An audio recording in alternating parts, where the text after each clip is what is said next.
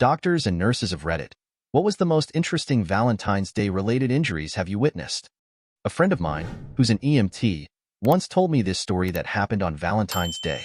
The call they received was unusual enough to stand out. One male and one female with a head wound, and one experiencing significant bleeding in the special area. When my friend and his colleague arrived at the scene, they walked into quite the spectacle. The woman was sitting in the living room with a towel pressed against her head, while the man was in the bedroom, perched on the edge of the bed, clutching a towel between his legs, looking equally distressed. Naturally, they started asking questions, trying to piece together what had happened. Turns out, this young couple had been enjoying an intimate moment in the bedroom when hunger struck, and the boyfriend decided to make pancakes. He was in the kitchen, flipping pancakes in the pan, when his girlfriend, feeling playful, decided to surprise him with some extra affection. She got down to give him a blowy. Unfortunately, multitasking is harder than it looks. In the middle of flipping a pancake, he got a little too distracted and lost control of it. The pancake landed right on her head, catching her off guard. Instinctively, she flinched, which, unfortunately for him, meant she bit down hard. Now, reeling from the sudden, excruciating pain, his instincts kicked in before his brain could catch up. In a panicked reaction, he swung the pan, accidentally smacking her square on the head. So, to recap, she had a head wound from the pan, he had a very unfortunate injury in a very sensitive area, and the pancake? Well, I'd guess that ended up on the floor. Story 2. A man came into the ER with multiple wounds, and as we rushed to stabilize him, we went through his medical history. That's when we found out he was HIV positive, had hepatitis C, and herpes. It wasn't clear yet who had attacked him or why, but he was in rough shape, and we focused on keeping him stable. Not long after, his girlfriend arrived, carrying flowers, balloons, and all the usual get-well-soon stuff.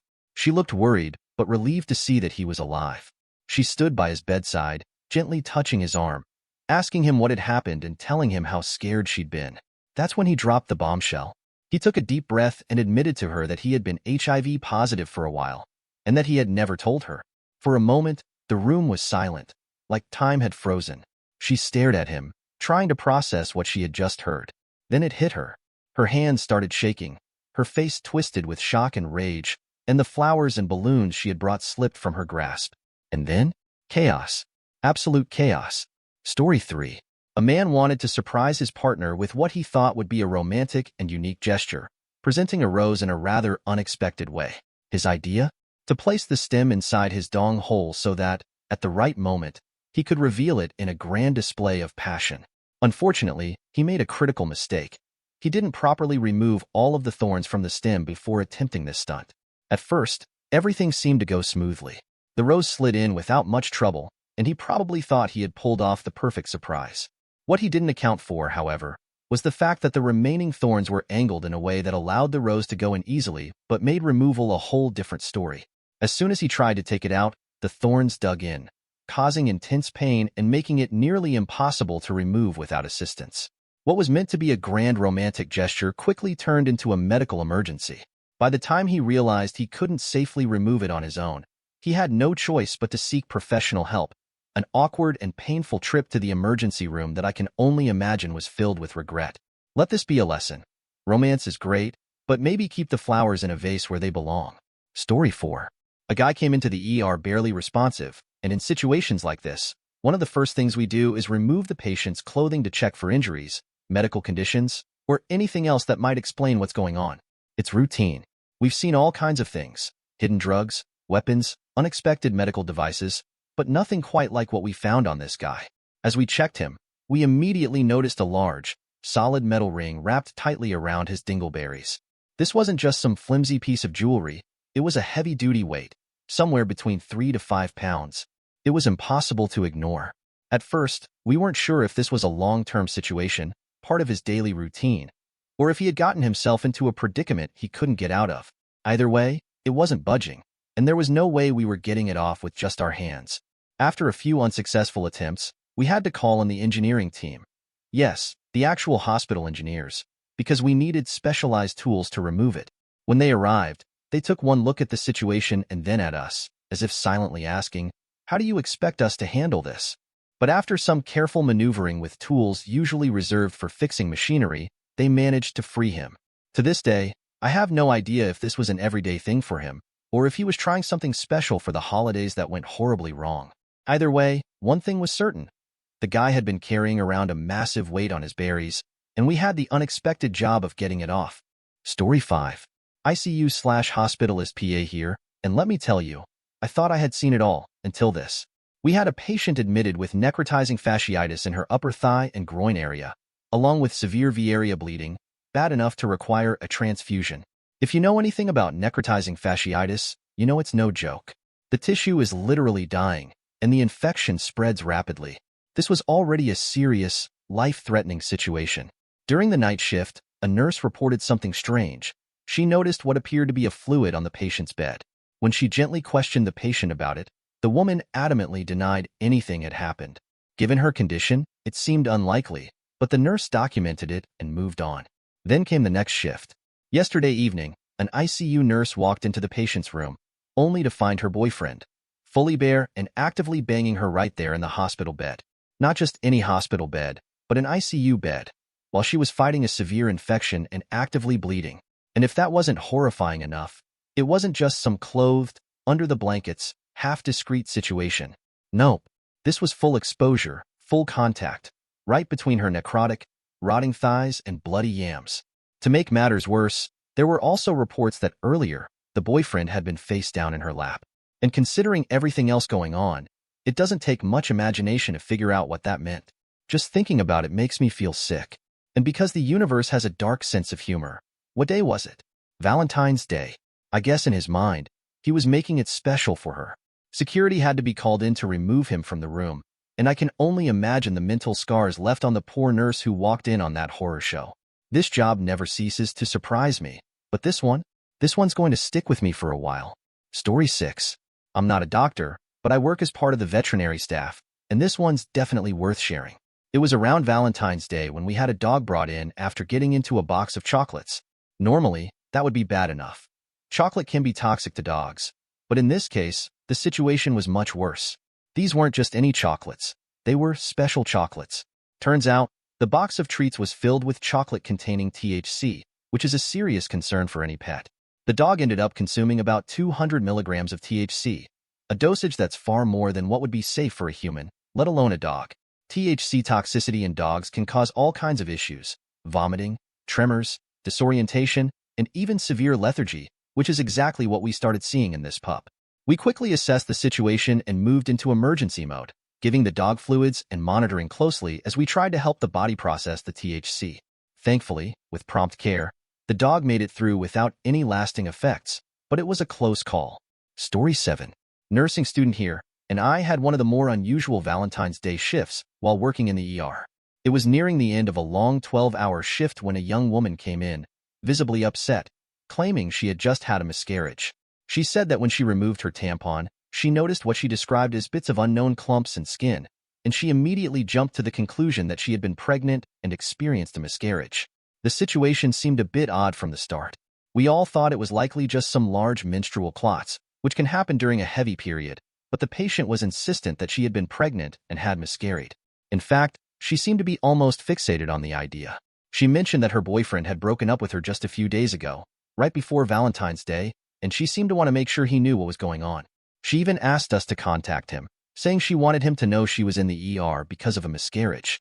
It felt as though she was trying to get back at him in some way, maybe to make him feel guilty for breaking up with her right before a day like Valentine's. We ran some lab work and did a thorough examination, and all of it came back negative. There was no sign that she had ever been pregnant, let alone miscarried. I think it became pretty clear that she hadn't been pregnant at all.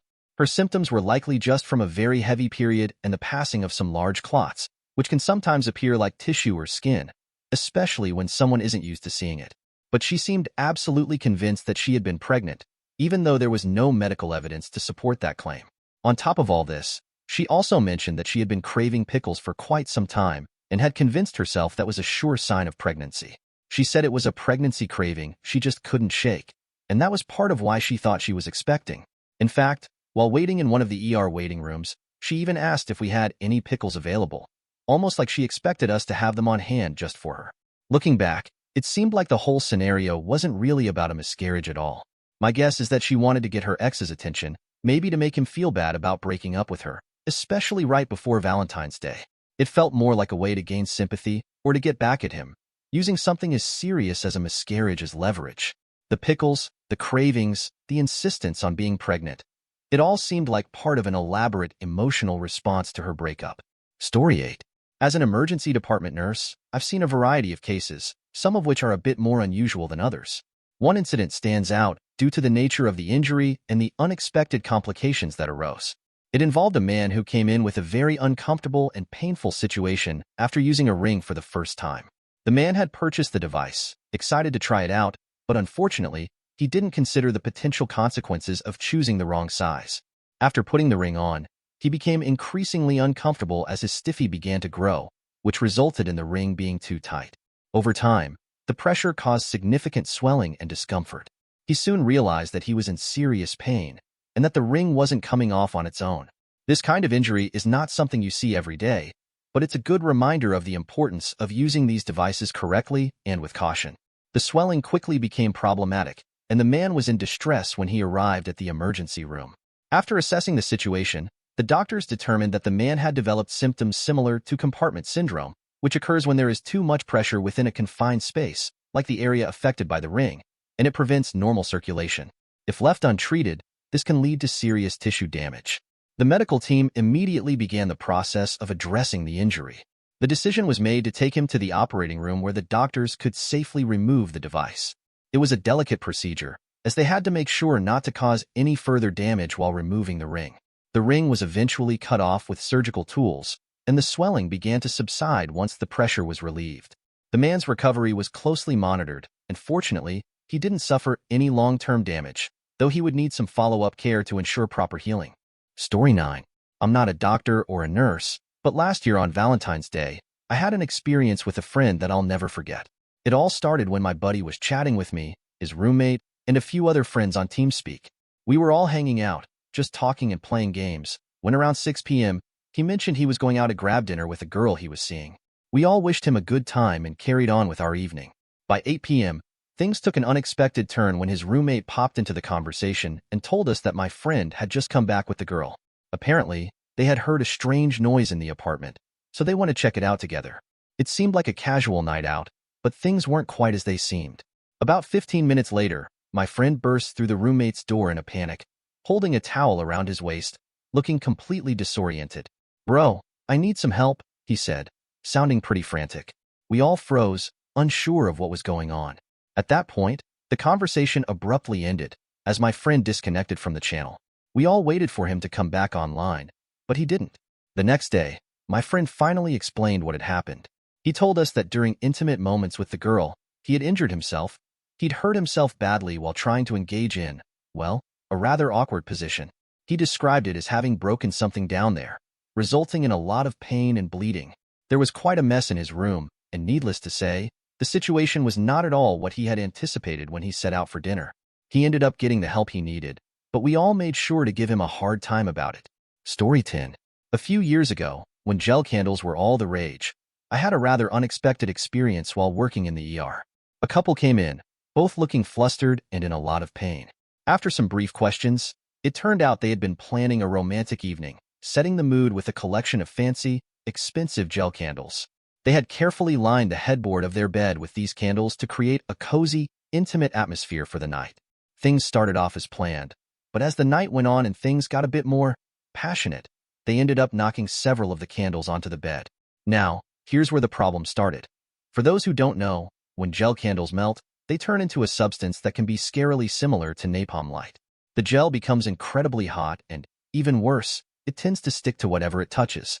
As you can imagine, the candles quickly melted and spilled across the bed, causing serious burns on both of them. They didn't realize how dangerous it was at first, and by the time they tried to react, the damage was already done. The couple ended up with second-degree burns in some areas and were understandably panicked about the situation. To make matters worse, it turned out that the melted gel had also caught some fabric, sparking a small fire that quickly spread, adding to the chaos. They called the fire department, but by the time help arrived, the couple had already managed to get out of the house, though not without some serious burns. They showed up at the ER, both of them in a bit of a daze, covered in burns from the gel, and half the house was in disarray. They were treated for the burns, but the whole experience was a painful reminder of just how dangerous certain romantic setups can be when not handled properly. Story 11.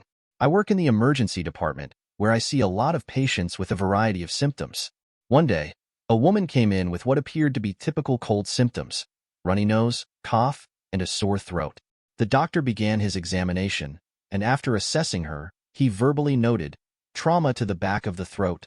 The moment those words left his mouth, the woman's cheeks turned bright red, and her boyfriend, sitting beside her, couldn't help but giggle. The doctor, however, seemed completely unfazed and continued with the examination as if nothing out of the ordinary had happened.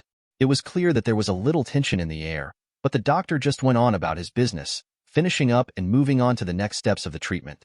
After the consultation, when the doctor left the room, I couldn't resist commenting on how professionally he had addressed the trauma situation.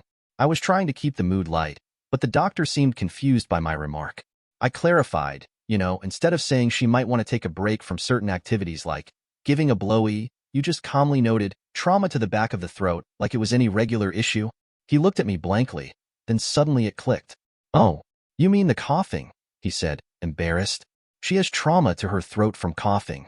I couldn't help but laugh and told him, "Well, you might want to clarify that, because the way you said it definitely left some room for interpretation. I don't think anyone else got that message quite the way you intended." His face immediately turned a shade of red, and he seemed mortified. He quickly turned around and headed back into the room. I could already hear the faintest chuckles from the other staff members as they pieced together what had happened. When he returned to the patient, he attempted to clear up the situation. "I'm going to give you some medication to reduce the trauma to the back of your throat, because all that coughing has been causing some irritation," he said with a sheepish smile. At that moment, there was a collective "oh" from the team who had overheard, followed by a wave of laughter and chuckles. The tension had finally broken, and the situation lightened up. It was a funny mix-up, and we all had a good laugh about it, though I could tell the doctor would be much more careful with his wording next time. Story 12. I'm a doctor, and a few weeks ago, I had an elderly gentleman come into the emergency department with his family. He was nearly 80 years old and had been complaining of abdominal pain. His blood work came back normal, so nothing immediately seemed off. Someone had ordered an abdominal x-ray before I had a chance to see him, and that's when things took a strange turn. To my surprise, the x-ray revealed that the man had a whole light bulb in his back door, intact, with no visible breakage. What made the situation even more bizarre was that the man's only complaint was abdominal pain. He didn't mention anything about the light bulb, which, as you can imagine, was quite the discovery. His family was present, and they appeared just as confused as I was.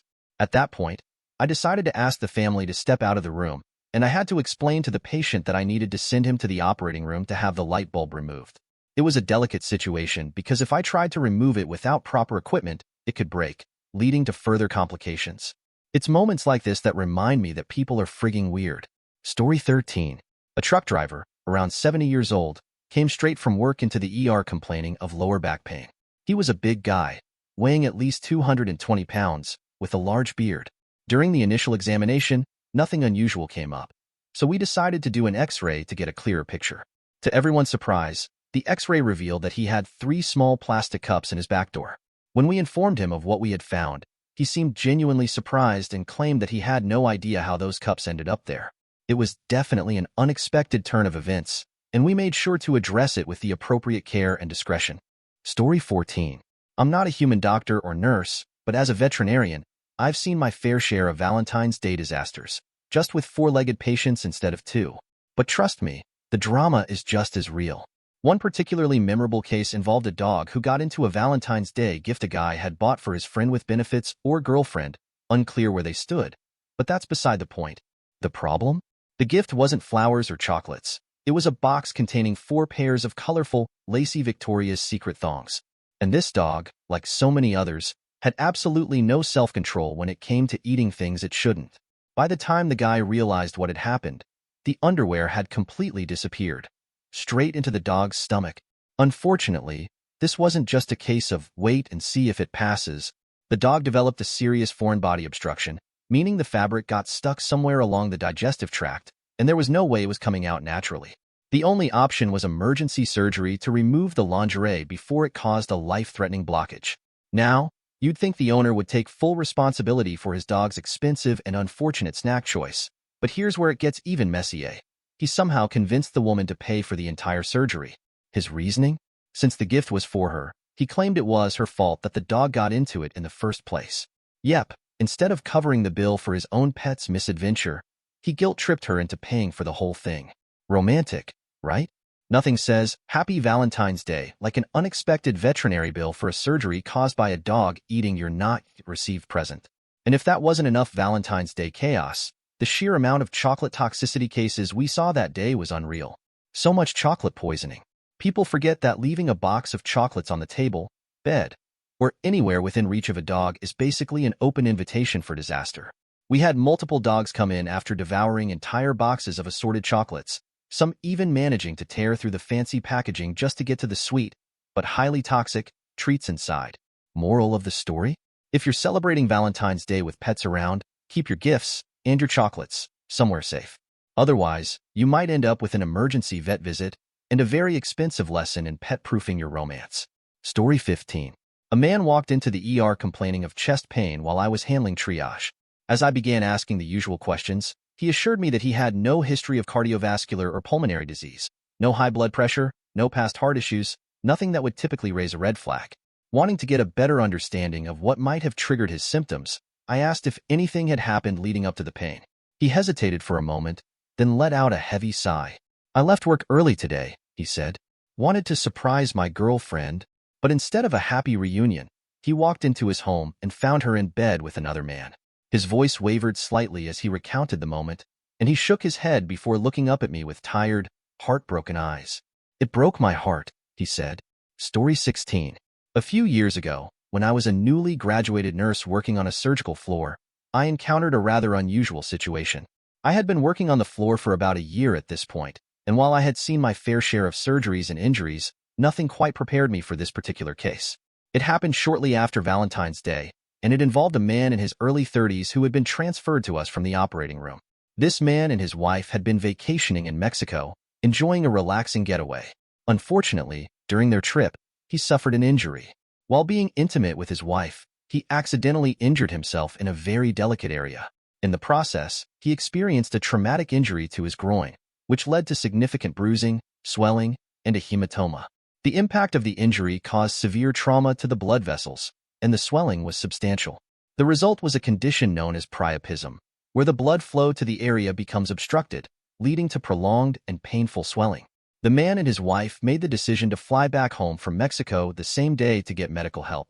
Once they arrived at the local hospital, we immediately began assessing the situation and preparing for treatment. The patient was understandably in a lot of discomfort, and it was clear that the injury was not just painful but potentially very serious if left untreated. One of the first things we needed to do was evacuate the hematoma that had formed as a result of the trauma. This required a delicate surgical procedure, which involved making small incisions in the area to relieve the pressure and drain the blood that had collected. As a nurse working under supervision, I was part of the team that assisted with the procedure. At this point, the situation became a little awkward. As I was the one conducting part of the assessment, I had to check the surgical incisions, which were in a very sensitive and private area. The patient, who was not much older than I was, around 30 years old, was physically very fit and attractive. This, combined with the fact that his wife was in the room, made the situation quite uncomfortable. We were all professionals, of course, but it's hard to ignore the personal and sensitive nature of the injury, especially when the patient was someone so close to my own age. To my surprise, the patient and his wife were both remarkably good-natured about the situation. The wife, in particular, handled the awkwardness with humor and grace. She joked around with her husband, making light of the fact that I had to assist with his care in such a private area. She kept teasing him, which helped to break the tension in the room and make the atmosphere a little less uncomfortable for everyone involved. Despite the circumstances, it was clear that the couple had a strong sense of humor and a supportive relationship. In the end, the patient recovered well, and the procedure was a success. Story 17. At the time this happened, I was working in a small hospital, splitting my duties between the emergency room and the lab. I was primarily helping out in the lab, but they gave me a raise and some additional responsibilities, including learning how to start IVs, take vitals, and administer basic medications. One evening, a young woman came in with her father and boyfriend. Her father was clearly very religious, and during the triage process, her chief complaint was discomfort in her lower abdomen. When I asked the usual questions about her history, her father answered for her, mentioning that she and her boyfriend were saving themselves for marriage due to their religious beliefs. While I have my own perspective on relationships, I can respect that level of self-control. I took her from triage to a room, where I started in 4 and drew some blood. I asked her to provide a urine sample, which she was able to give, saving us time. It was a busy night in the ER, and I appreciated their understanding that they would likely be in the hospital for a while. After taking everything back to the lab, I began processing the samples. I decided to examine the sample under the microscope first and was surprised by what I found. There was a large amount of her boyfriend's batter in the sample. It seemed like it had been deposited very recently. I called the doctor, explained the situation, and had a brief, light-hearted conversation with him about it. We both agreed that it was a bit unexpected. Meanwhile, the ER became even busier with a code coming in, and all the staff roles within my scope were filled. I asked the doctor what I should do in the meantime, and he asked me to go back and talk to the patient. I went back to explain the findings to the young woman and her father. The doctor wanted me to let them know that while we would still run STD tests, the main concern was that the discomfort she was experiencing could simply be due to recent physical activity. The advice was to take a break from such activity if it was causing pain. The father, clearly upset, took the news quite hard, but the situation was handled with as much care and professionalism as possible. It was an awkward conversation, but I tried to be as respectful and gentle as I could. I felt bad for the couple. I'm sure it wasn't the conversation they expected to have during their ER visit. Story 18. A man arrived at the ER entrance, visibly uncomfortable and hesitant to speak. What made the situation more challenging was that he refused to talk to any of the female nurses. At first, we weren't sure if it was due to cultural reasons, personal discomfort, or embarrassment, but he stood his ground, refusing to say a word until a male staff member was available. After some time, we were finally able to get him to open up. That's when he revealed the reason for his visit. He had lost a personal device in his back door and could no longer retrieve it. He was clearly distressed, and given the nature of the situation, we knew we had to act quickly to assess how far the device had traveled and whether it was causing any complications. We took him for X-rays, and that's when things got even more interesting. The imaging showed that the device had moved up his descending colon and become lodged at the bend leading into his transverse colon. At that depth, there was no chance of manual retrieval in the ER. It was officially a surgical case. The ER team took over, and after careful maneuvering, they successfully removed the device. But the real kicker? When they pulled it out, it was still powered on and running at full speed. The entire situation was one for the books. Story 19. I am a dentist and my hygienist flagged something unusual during the checkup on our new patient. She noticed multiple petechiae on her soft palate. It's a specific type of red spot caused by broken blood vessels, often from trauma. The first thing I did was ask her, "Do you have a significant other?" She responded with a simple no. I wasn't quite sure if that was the whole story, so I asked, "When was the last time you drank something with a straw and it was thick, like a milkshake or a smoothie?" Typically, this kind of trauma can happen from activities that create a lot of suction or pressure in the mouth. At that point, I started putting the pieces together, and honestly, I had a pretty strong guess about what she had been doing the night before. While she didn't directly confirm it, I had a hunch based on the pattern of oral injury. Sometimes, patients aren't forthcoming about their activities, but you can usually make an educated guess when it comes to common oral trauma like this. Story 20. I'm not a medical professional, but this story still deserves to be told. A few years ago, I bought my ex one of those remote-controlled personal massagers as a Valentine's Day gift. She was really into the whole power dynamic thing and wanted to incorporate it into our evening. So, as we were heading into the restaurant for our Valentine's dinner, she discreetly handed me the remote, giving me full control for the night. Everything was going great, until she sat down a little too hard. The safety base, which was supposed to prevent any mishaps, ended up slipping inside completely. The moment she realized what had happened, her face went pale. We both knew there was no getting it out on our own, so our romantic evening quickly turned into an unplanned trip to the emergency room. Now, I won't lie, while we were sitting in the ER waiting to be seen, I may have pressed the remote a few times, just out of curiosity. The look she gave me was a mix of panic, irritation, and trying not to laugh at how ridiculous the situation had become. To make things even more awkward, the doctor who ended up treating her was someone we had both gone to high school with. That definitely added a whole new level of embarrassment to the situation. But after a few hours, he managed to remove it, put it in a plastic bag, and handed it back with a simple but pointed piece of advice. Be more careful next time. It's been years since that happened, but to this day, I still laugh every time I think about it. Story 21. Last Valentine's Day, a young woman in her 20s came into the ER with her boyfriend, clearly uncomfortable and in a significant amount of pain. She hesitantly explained the situation, visibly embarrassed but needing medical attention. According to her, they had been intimate when, due to an unfortunate miscalculation, things took a sudden and painful turn. What had started as a typical romantic evening quickly resulted in an unexpected and serious injury, a deep tear in the perineal area. As she told her story, her boyfriend sat beside her, nodding enthusiastically, seemingly unfazed by the distressing details. In fact, he looked a little too proud of himself, grinning as if this entire situation was something to brag about rather than be concerned about. Meanwhile, she was holding back tears, shifting uncomfortably as she described how the pain had become unbearable. Upon examination, it was clear the injury was more severe than expected. She had suffered a significant tear that extended from the perineum into the rectal tissue, definitely not something that was going to heal on its own. Given the nature of the wound, she needed sutures to repair the damage, and I could only imagine how painful the recovery process was going to be. While I worked on stitching her up, I couldn't help but think about how this situation could have been avoided with better preparation, communication, and the use of lubricants. Unfortunately, by the time most people end up in the ER with injuries like this, the damage is already done. I kept my focus on making sure she was as comfortable as possible during the procedure, giving her detailed aftercare instructions to prevent infection and promote healing. Before they left, I simply wished them well and hoped that, moving forward, they'd be a little more careful. Story 22. I'm a nurse, and this happened a few years ago. Not on Valentine's Day, but it was still one of the most memorable and heartwarming situations I've encountered.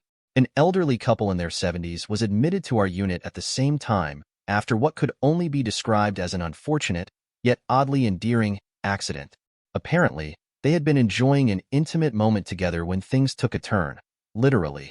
Somehow, in the middle of the act, they both lost their balance and ended up on the floor. The husband hit his head pretty badly, and by the time emergency services arrived, there was a real concern that he might have suffered a serious head injury. We had to monitor him closely for any signs of internal bleeding or a concussion. His wife, on the other hand, took the brunt of the fall and ended up with a fractured hip, meaning she was going to be in the hospital for quite some time. Despite the pain and the situation they had found themselves in, they were both in surprisingly good spirits when they arrived. The wife, wincing through her discomfort, still managed to joke about how they just got a little carried away, while her husband squeezed her hand and grinned like a mischievous teenager. It was clear that, even after decades together, they still had a deep love and affection for each other. Seeing how much they cared for one another, we made sure to place them in the same hospital room so they wouldn't have to be apart during their recovery. Every time we checked in on them, they were holding hands, talking quietly, or just resting in each other's presence. Even in pain, they found comfort in being together, proving that love, laughter, and a little bit of adventure don't fade with age. Story 23.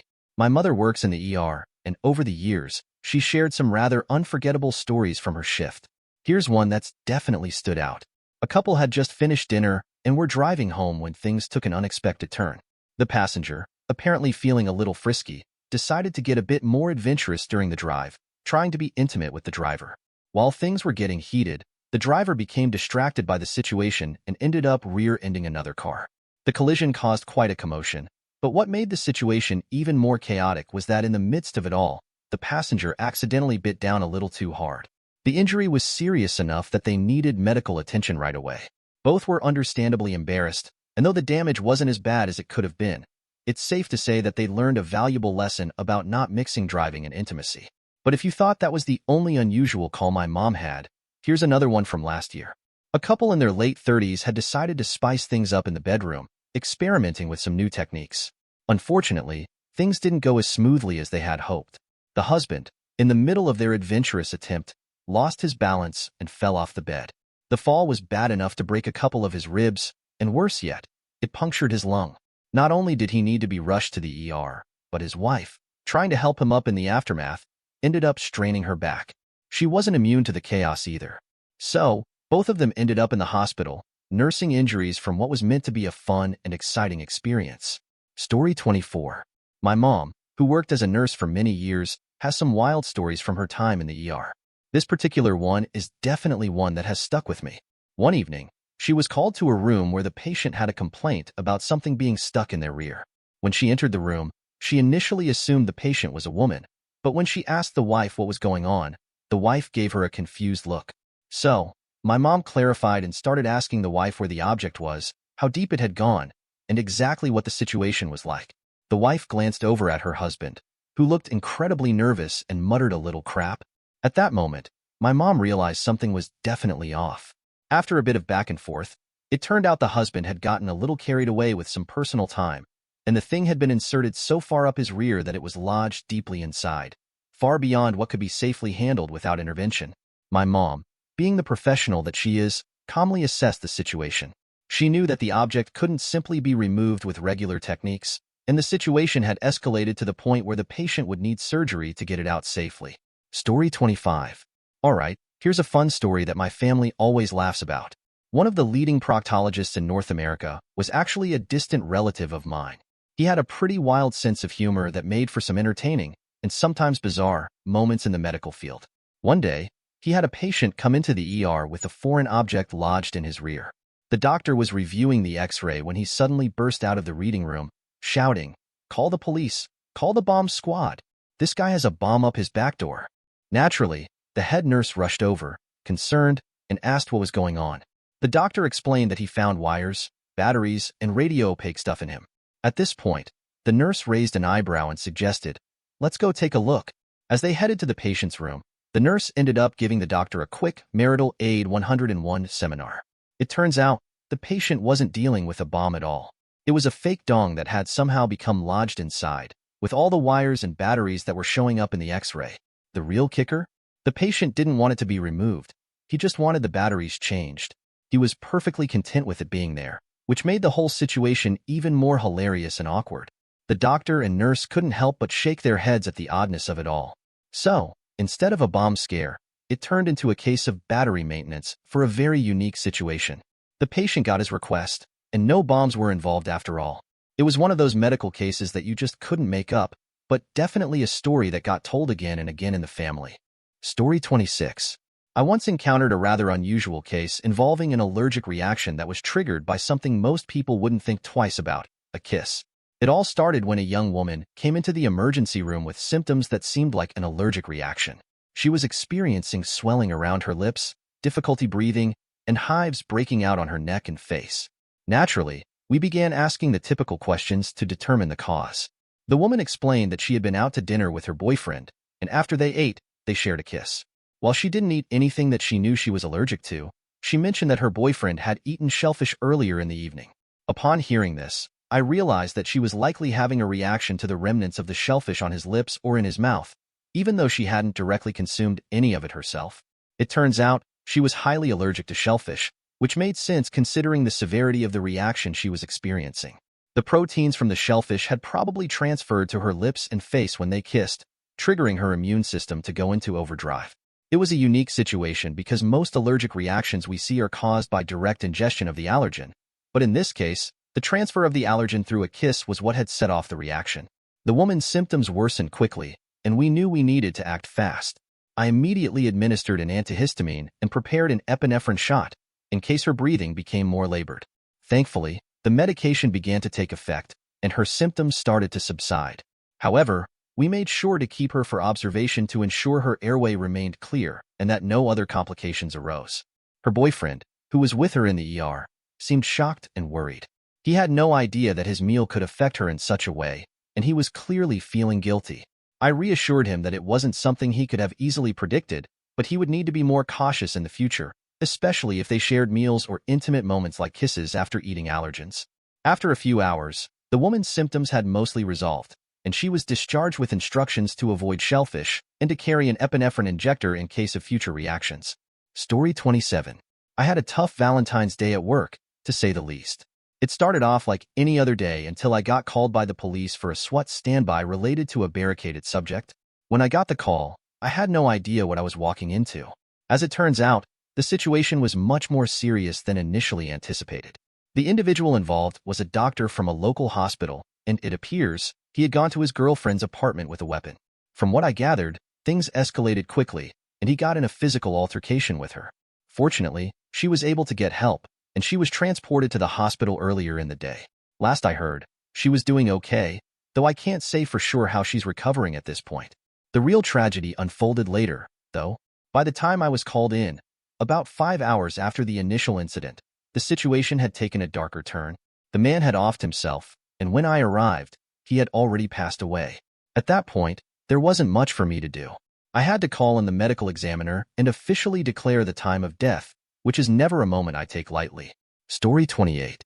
As an electrophysiologist, I've seen some pretty unusual cases over the years, but there are a couple of memorable ones that really stand out.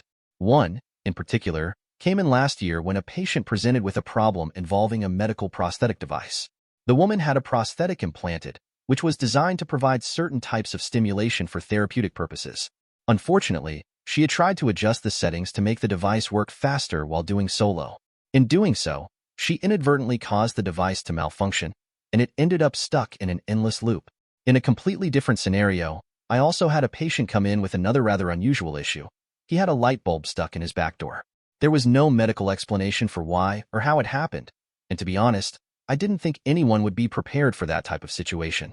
It turned out that the light bulb was intact, and it was, as you might imagine, a very awkward situation to address. I can't help but reflect on how much caution is needed when dealing with foreign objects. Needless to say, it required careful attention, and we managed to resolve the situation, but it definitely wasn't his best decision. Story 29. I'm a paramedic, and a couple of years ago, I responded to a shooting call early in the morning, around 2 a.m., just after Valentine's Day. It was a really intense and tragic situation.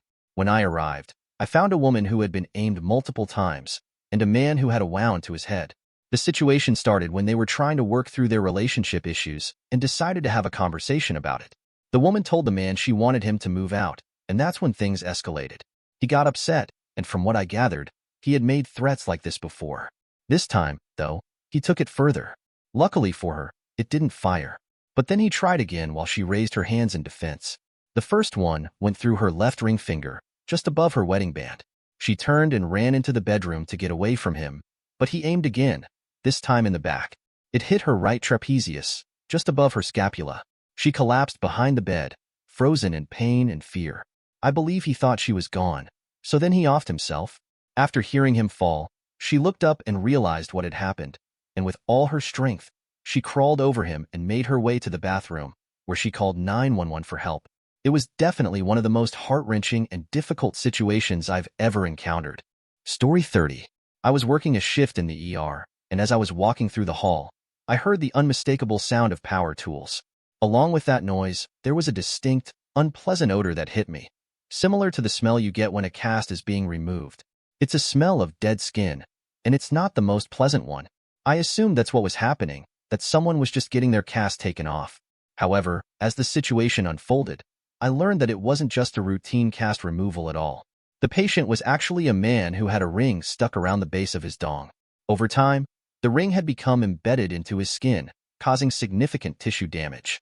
This led to poor circulation, and eventually, some of the tissue began to die, which explained the awful smell I had initially mistaken for the usual cast removal odor. The patient had clearly been suffering from this issue for a while, and it wasn't something that could be fixed with a simple procedure. He was in a lot of pain, and the ring needed to be surgically removed. The damage to his skin and tissue was severe enough that he had to be taken to the operating room for proper treatment. I remember thinking how strange and unfortunate it was that something like this could happen. We were all just glad he came in when he did, because it could have turned into something much worse if left untreated. Story 31. While working as a student nurse in a residential elderly care home, I've had my fair share of interesting, challenging, and sometimes unexpected moments. Many of our residents are living with dementia, which can lead to situations that are hard to predict or manage. Here are two memorable incidents I encountered. 1. There was a gentleman in his late 80s who, due to his dementia, had a very difficult time remembering things, including that his wife had passed away some years ago. One day, he decided that he wanted to surprise her by hiding under his bed, thinking she would be coming to visit him. Unfortunately, he forgot that he had limited mobility and needed assistance to walk. As he attempted to move, he tripped and fell, causing himself quite a bit of harm when he landed face first against the side of the bed.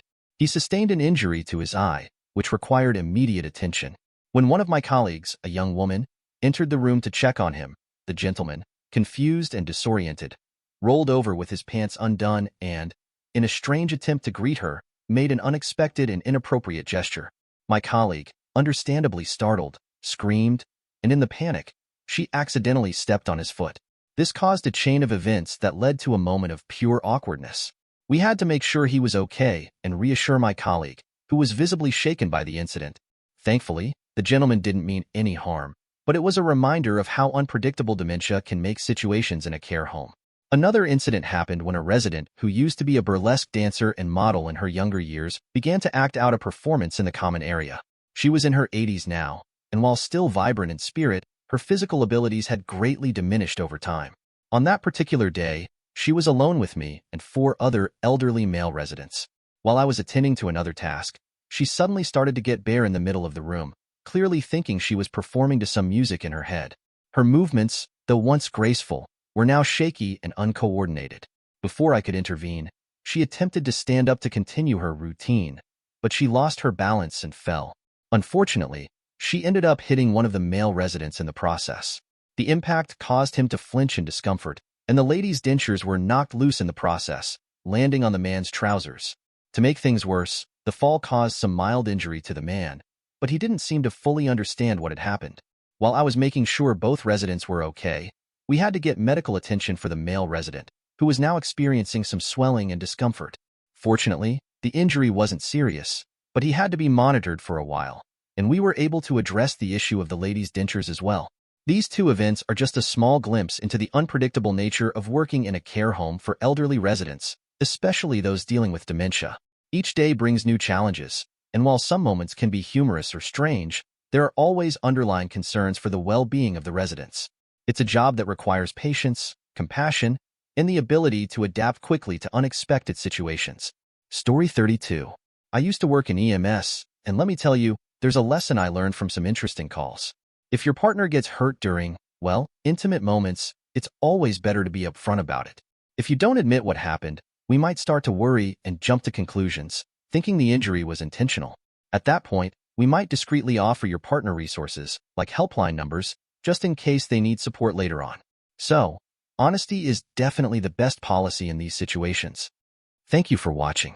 If you enjoyed this video, be sure to give it a thumbs up, subscribe, and hit the bell icon so you never miss an update.